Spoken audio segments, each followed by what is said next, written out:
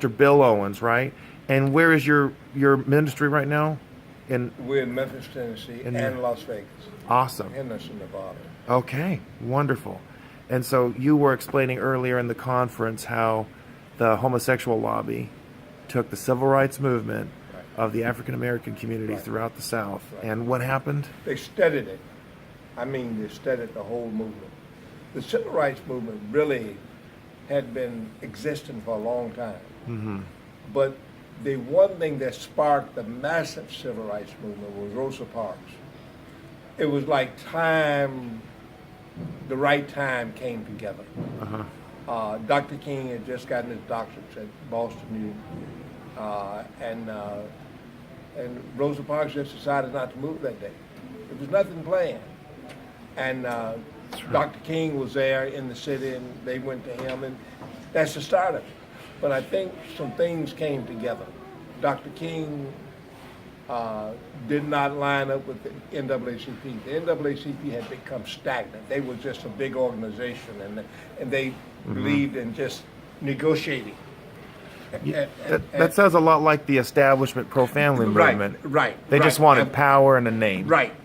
And Dr. King came along and said, we must become involved, and called the march, the Montgomery March. And it took off. It just took off. And I think it was, he said, Dr. King said, it was a time. It was time for change. And that change comes about through people. And they were willing to give their life. A lot of people don't know this, but that Dr. King and the leaders of the civil rights movement, none of them felt they would live to be past 40. They thought because of all the hate and the evil. They would probably get killed before 40. Oh my! None of them expected to live past 40. He was the one that was killed at 39, 38, 39. But it caught on like wildfire across the country. And he involved children. He was criticized for involving children. I mean, high school children and elementary children.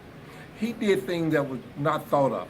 And now, don't forget the fact that Dr. King was hated by a lot of black people. Don't think they praise him today, but they didn't all praise him then. Really? Oh, yeah. And why was that?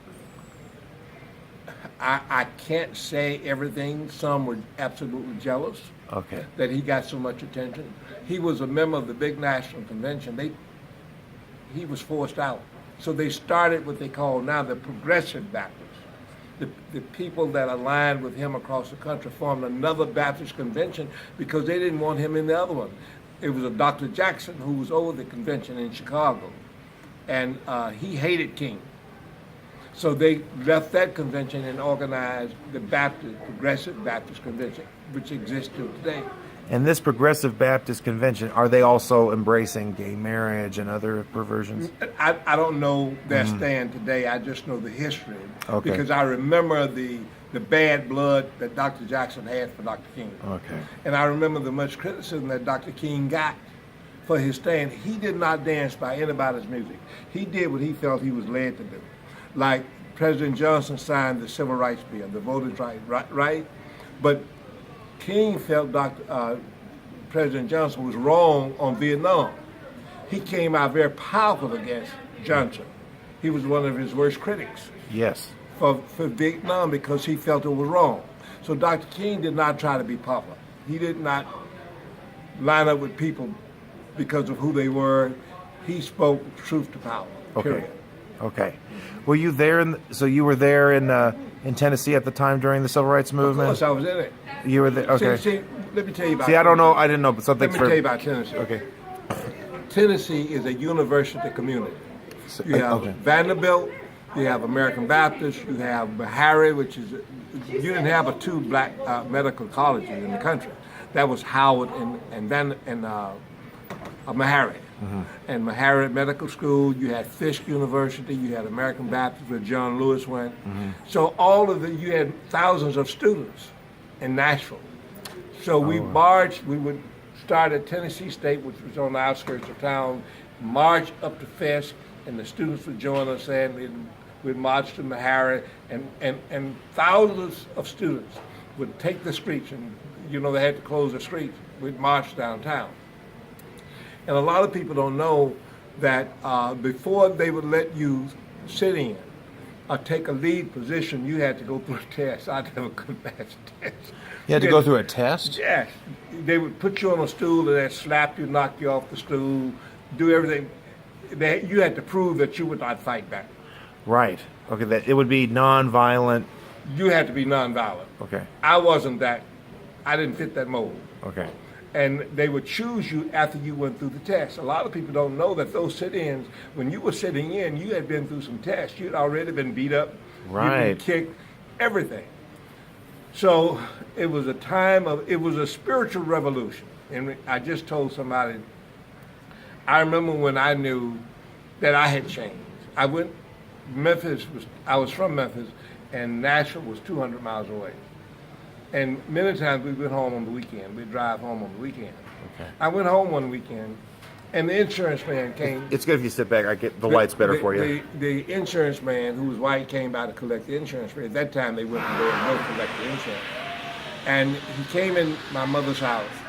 He never took his hat off, called her by her first name, and she was about to hand him the money. This was a moment that I knew I had changed. And I said, give me the money.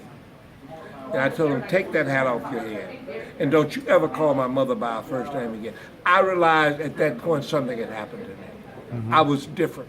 Mm-hmm. That's at the point, I just wasn't marching. But something had happened internally. Mm-hmm. So it was a spiritual experience. And many students, their parents would say, don't march. When their parents, where they worked, they would say, is your son or your daughter in the march? And if you tell them they were, they would fire you. You mean like a black employer would fire No, a black white person employing a maid or whatever. Oh, geez. And if they would tell them, don't you have your children up there marching? And if they knew that their worker child was marching in the sit-in, they would fire them. They'd tell them, tell your daughter, tell your son not to march. It was vicious. It was terrible. They bombed our lawyer's house.